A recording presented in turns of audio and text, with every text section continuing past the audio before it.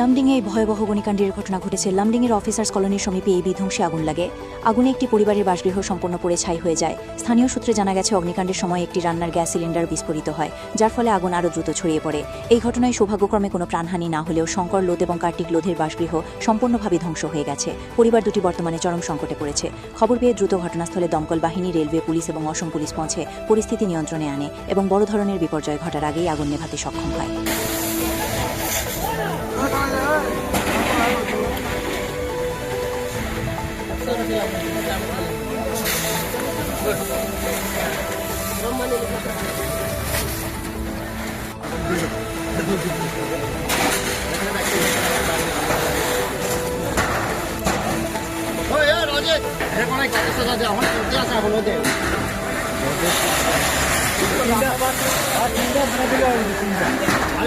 তিনটা না কুটিটারে বাড়ি মারা আগে ফালাইতে পারবো।